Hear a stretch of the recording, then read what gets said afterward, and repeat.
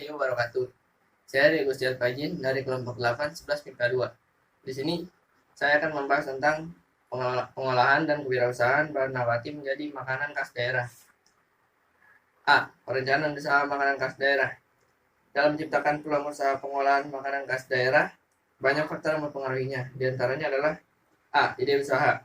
Beberapa faktor yang dapat memunculkan ide usaha adalah 1. Faktor internal, yaitu faktor yang berasal dari dalam diri orang itu sendiri, antara lain pengetahuan yang dimiliki, pengalaman yang pernah dilalui, kemampuan untuk melihat dan menjadikan pengalaman orang lain sebagai pelajaran, dan intuisi yang merupakan pemikiran yang muncul dari individu itu sendiri. Selanjutnya adalah faktor eksternal, yaitu hal-hal yang dihadapi seseorang dan merupakan objek untuk mendapatkan sebuah inspirasi bisnis, antara lain 1. Masalah yang dihadapi dan belum terpecahkan. 2. Kesulitan yang dihadapi sehari-hari. 3. Kebutuhan yang belum terpenuhi baik untuk dirinya maupun orang lain. Dan 4. Pemikiran yang besar untuk menciptakan sesuatu yang baru. Selanjutnya adalah B. Resiko usaha. Resiko usaha yaitu kegagalan atau ketidakberhasilan dalam menangkap peluang usaha. Oleh karena itu, sebelum memulai usaha, kita harus menganalisa resiko apa yang ada. Resiko usaha dapat ditimbulkan karena 1. Permintaan atau perubahan mode, selera, dan daya beli. 2. Perubahan konjungtur, yaitu perubahan kondisi perekonomian yang pasang surut. 3. Persaingan. Dan 4. Akibat lain seperti bencana alam, perubahan aturan, perubahan teknologi, dan lain-lain. Beberapa unsur yang dapat dilakukan dalam mengurangi resiko usaha, yaitu 1. Adanya kesadaran dalam kemampuan mengolah usaha, peluang, dan kekuatan perusahaan. 2. Adanya keinginan kuat untuk berprestasi, dorongan berinisiatif, dan motivasi untuk melaksanakan strategi usaha. 3. Adanya kemampuan merencanakan strategi untuk mewujudkan perubahan di dalam lingkungan usahanya. Dan 4. Adanya kreativitas dan inovatif dalam menerapkan cara mengolah modal usaha untuk memperoleh keuntungan. Selain unsur-unsur tersebut, di atas kemampuan seorang wirausahaan dalam mengambil risiko dapat meminimalisir risiko usaha tersebut. Tugas seorang wirausaha dalam mengambil risiko adalah sebagai berikut. 1. Menetapkan kebutuhan pada tingkat permintaan waktu sedang. 2. Membeli alat-alat produksi yang cukup untuk memenuhi permintaan konsumen. 3. Menyewakan alat-alat produksi untuk memenuhi permintaan konsumen. 4. Memberikan kepercayaan kepada pembuat produk yang lebih kecil. 5. Mengumpulkan informasi usaha. Dan 6. Mengurangi risiko usaha. Dalam melakukan usaha, sebaiknya kita memiliki etika bisnis yang sesuai dengan aturan agama dan yang berdasarkan kepada Tuhan Yang Maha Esa sebagai tanda syukur atas nikmat yang diberikan. Selain itu, usaha tidak hanya mengajar keuntungan saja, tetapi juga harus memberikan dampak yang positif bagi lingkungan sekitar. Assalamualaikum warahmatullahi wabarakatuh. Nama saya Sekara Ruminjelika dari kelas 11 MIPA 2. Saya ingin melanjutkan materi tentang perencanaan usaha makanan khas daerah. Yang C, ada keberhasilan atau kegagalan dalam berwirausaha pengolahan makanan khas daerah. Faktor yang menyebabkan keberhasilan atau kegagalan yaitu yang pertama ada keyakinan yang kuat dalam berwirausaha. Yang kedua, sikap mental yang positif dalam berusaha. Yang ketiga, percaya diri dan keyakinan terhadap diri sendiri. Yang keempat, harus bertanggung jawab. Yang kelima, inovatif dan kreatif. Yang keenam, keunggulan dalam menjalankan usaha. Yang ketujuh, sasaran yang tepat dalam memulai usaha. Yang kedelapan, pengelolaan waktu yang efektif dan efisien. Yang kesembilan, pengembangan diri. Yang kesepuluh, selalu mengadakan evaluasi atas usaha yang dijalankan. Hal yang dapat menyebabkan kegagalan dalam berwirausaha. Yang pertama, tidak ada tujuan tertentu dalam berusaha. Yang kedua, kurang berambisi. Yang ketiga, tidak disiplin. Yang keempat, pendidikan yang tidak cukup. Yang kelima, selalu menunda-nunda. Yang keenam, kurang tekun. Yang ketujuh, kesehatannya terganggu. Yang kedelapan, kepribadian yang negatif. Yang kesembilan, tidak jujur. Yang kesepuluh, tidak dapat bekerja sama dengan orang lain. Selanjutnya, faktor non-teknis yang mempengaruhi keberhasilan atau kegagalan dalam berwirausaha. Pengolahan makanan khas daerah. Yang pertama, ada perencanaan.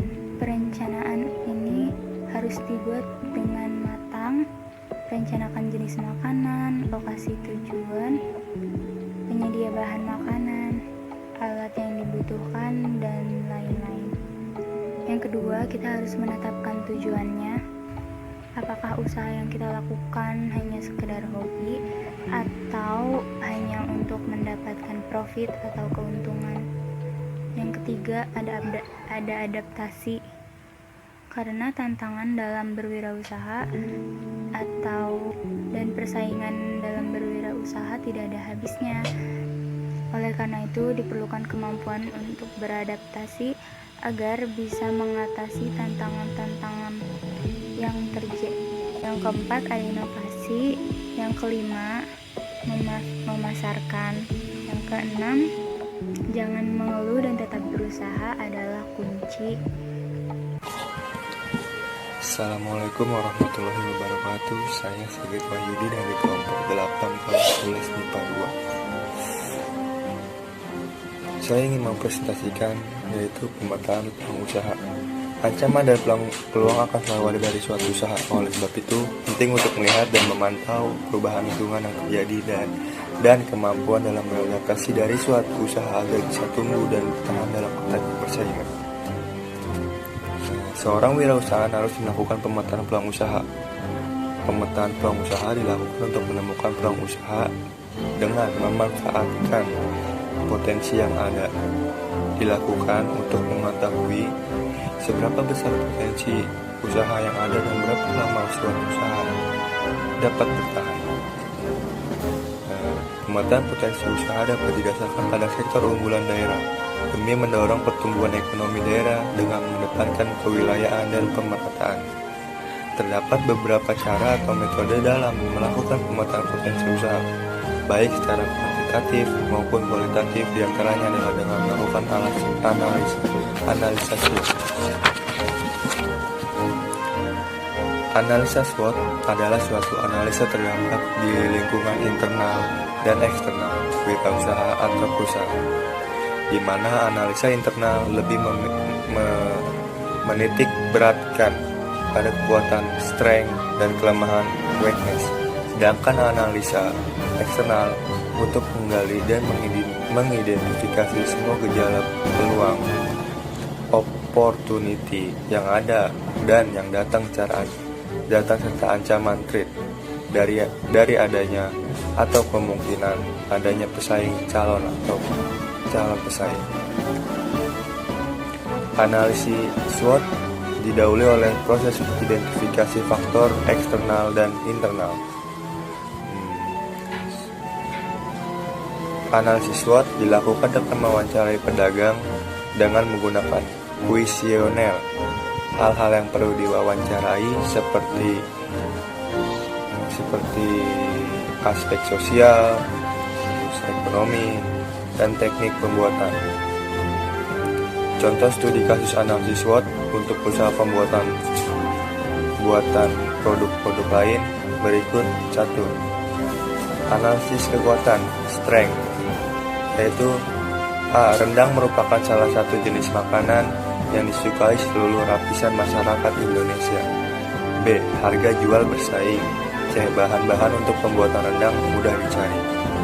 Hal yang perlu dilakukan setelah analisis yaitu A. Terus mempertahankan kualitas rasa.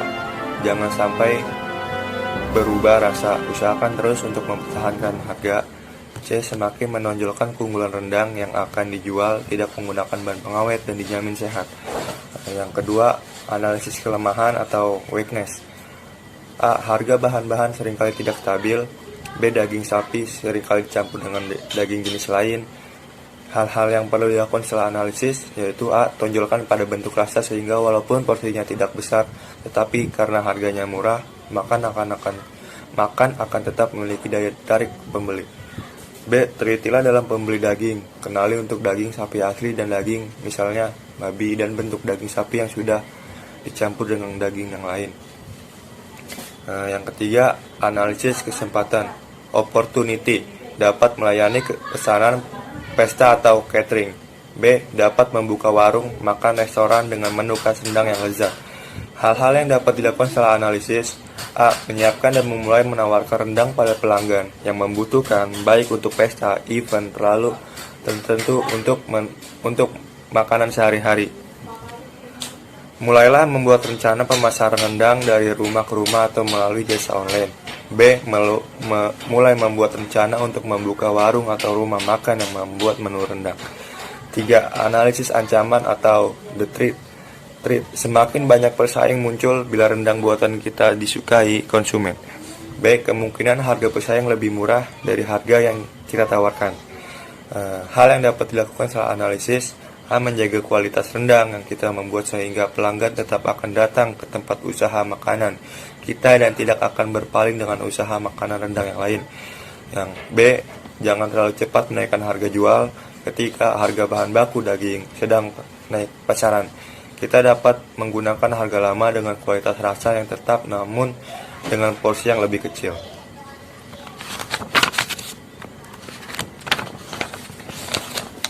Baiklah, itu hasil dari studi SWOT. Lalu sini ada hasil studi SWOT untuk usaha pembuatan rendang diurutkan berdasarkan tingkatan nilai tertinggi. Analisis SWOT berupa hasil perhitungan nilai tertimbang faktor internal dan eksternal, yaitu perhitungan S min W sebagai sumbu horizontal yang merupakan hasil pengurangan antara kekuatan sampai kelemahan dari faktor internal dan perhitungan nilai O sampai dengan T sebagai sumbu vertikal, yaitu peluang dikurangi ancaman menghasilkan strategi yang tepat dalam mengembangkan usaha pembuatan rendang. Dan tersebut setelah dilakukan analisis SWOT menunjukkan bahwa usaha pembuatan rendang memiliki peluang yang lebih besar dibandingkan dengan ancaman. Strategis yang dapat diterapkan yaitu sebagai berikut. 1. Memanfaatkan sumber daya manusia secara optimal untuk meningkatkan kualitas makanan, masakan sehingga memenuhi kebutuhan dan selera pembeli. 2. Meningkatkan kualitas rasa dan tampilan pengemasan. Ya, itu dari hasil studi SWOT. Kurang lebihnya mohon maaf. Apabila ada kesalahan berucap, mohon dimaafkan. Saya Sigit Wahyudi. Wassalamualaikum warahmatullahi wabarakatuh. Warahmatullahi wabarakatuh. Nama saya Syifa Zahra Ikal dari kelas 11 MIPA 2 dan nomor absen 32. Kali ini saya akan menyajikan materi prakarya terkait tentang sumber daya yang dibutuhkan dalam usaha makanan khas daerah. Jadi yang seperti sudah kita ketahui, Indonesia itu banyak sekali makanan daerahnya atau kuliner-kuliner yang berasal dari daerah, dan juga sudah tidak diragukan lagi baik cita rasanya ataupun ragamnya itu sangat beragam banget. Nah, dari semua daerah itu makanan-makanan daerahnya itu dibuat baik secara tradisional ataupun secara modern. Dan tentu saja dalam pembuatan makanan daerah tersebut menggunakan bahan pangan nabati ataupun bahan pangan hewani yang menjadi potensi dan unggulan dari tiap daerah tersebut. Misalnya saja ada sate ikan bandeng. Sate ikan bandeng ini berasal dari Serang. Sate ikan bandeng ini dibuat karena di daerah Serang itu ikan bandeng itu sangat mudah ditemukan, sehingga itulah salah kenapa sate bandeng ini bisa terbuat. Dan selain itu bukan hanya daerah Serang saja, tetapi ada juga daerah lain yang memiliki makanan khasnya itu lebih dari satu. Contohnya saja Bandung. Dari bahan baku utama singkong dapat dibuat menjadi tape, dapat dibuat menjadi dodol tape ataupun brownies tape. Dan hal-hal tersebut menjadikan Bandung menjadi salah satu daerah yang memiliki lebih dari satu makanan khas daerahnya. Namun tentu saja dalam pembuatan makanan khas daerah ini bukan hanya sumber daya alam saja yang dibutuhkan dalam pembuatannya, tetapi juga sumber daya lain. Berikut ada sumber-sumber daya lain yang dibutuhkan dalam pembuatan makanan khas daerah. Jadi pertama, sumber daya yang dibutuhkan untuk makanan khas daerah itu yang paling penting adalah yang pertama atau manusia. Manusia dijadikan sebagai faktor paling penting dalam sebuah kegiatan usaha. Sebab manusia adalah pelaku yang melaksanakan proses kerja untuk mencapai tujuan yang diinginkan. Sumber daya manusia yang dibutuhkan dalam usaha makanan khas daerah itu berupa tenaga kerja atau tenaga terdidik dan juga tenaga tenaga kerja terlatih. Selanjutnya ada money atau uang. Uang ini dibutuhkan dalam kegiatan usaha karena uang ini bisa untuk membiayai semua proses produksi yang berjalan dalam usaha tersebut. Seperti misalnya untuk pembelian bahan baku, terus juga bisa jadikan untuk perawatan mesin produksi, dan juga bisa digunakan untuk menggaji para karyawan yang bekerja dalam perusahaan tersebut. Sehingga uang ini diperlukan dalam kegiatan usaha.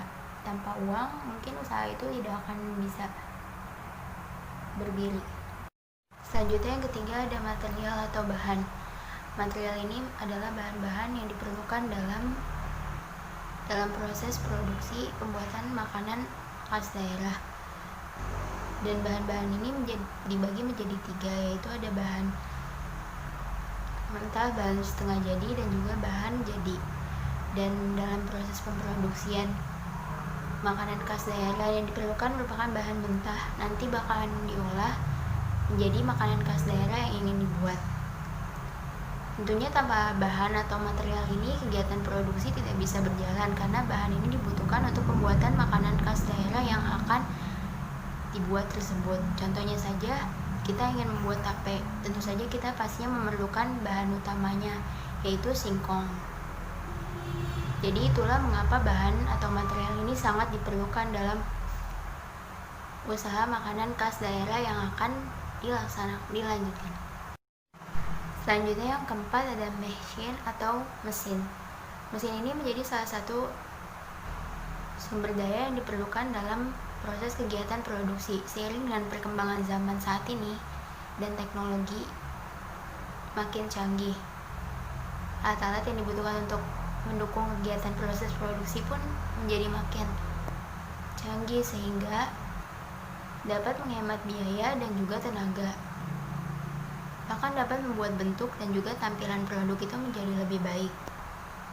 Dan seperti yang tadi sudah dikatakan sebelumnya, bahwasannya pembuatan makanan khas daerah itu bisa dilakukan secara tradisional ataupun modern.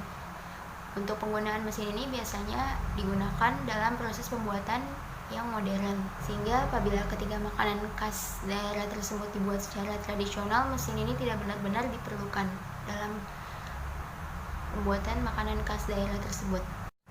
Selanjutnya yang kelima ada metode atau cara kerja. Cara kerja ini atau metode itu adalah suatu hal yang berupa tips-tips dan juga penetapan kerja yang digunakan untuk tercapainya tujuan dari proses produksi tersebut. Seorang wirausahawan harus mengetahui dan memiliki pengetahuan tentang cara kerja pembuatan suatu produk makanan khas daerah untuk menghasilkan produk yang baik, sehingga produk yang dihasilkan lebih memuaskan. Jadi itulah mengapa metode atau cara kerja sangat diperlukan dalam kegiatan produksi makanan khas daerah. Contohnya saja dalam pembuatan dodol tape. Tentu saja ada tips-tips atau metode tertentu yang digunakan agar menghasilkan dodol tape yang enak dan juga lezat, seperti misalnya tips-tips cara menghasilkan dodol tape yang lembut atau legit seperti itu. Yang keenam ada market atau pasar. Pemasaran menjadi tujuan akhir dari produksi makanan khas daerah, dan pemasaran merupakan hal yang sangat penting, karena apabila pemasaran dari produk tidak berjalan lancar, modal produksi tidak akan kembali, dan terpaksa proses produksi akan dihentikan. Jika proses produksi dihentikan, maka wirausahawan akan kehilangan pekerjaannya. Oleh karena itu, seorang wirausahawan dituntut untuk memiliki pengetahuan terkait tentang cara memasarkan produk yang diproduksinya, sehingga produk yang dihasilkan dapat dengan mudah dikenali oleh konsumen dan dapat meraup keuntungan dari proses pemproduksian yang telah dijalankan oleh para wirausahawan. Selanjutnya yang terakhir ada information atau informasi. Proses produksi itu tidak akan berjalan dengan sempurna tanpa adanya informasi yang baik dari orang yang lebih berpengalaman. Maka dari itu informasi ini sangat dibutuhkan. Dan informasi ini bisa didapat langsung dari orang yang berpengalaman, bisa juga didapatkan dari media elektronik, dan bisa juga didapatkan dari media cetak seperti halnya majalah, koran, dan juga buku. Sehingga proses pemroduksian yang dilakukan oleh para wirausahawan dapat berjalan dengan lancar dan sempurna karena telah mendapatkan informasi dari sumber-sumber yang tadi sudah disebutkan. Dari materi yang telah dipaparkan tadi, bahwa kita ketahui ketujuh hal tersebut merupakan hal yang penting dalam proses pemroduksian makanan khas daerah. Sehingga hal tersebut harus diperhatikan dalam pemroduksiannya, agar dalam usaha pemroduksian makanan khas daerah dapat berjalan dengan lancar dan juga baik. Sekian materi dari kelompok 8 kelas 11 MIPA 2, kurang lebihnya mohon maaf. Wassalamualaikum warahmatullahi wabarakatuh.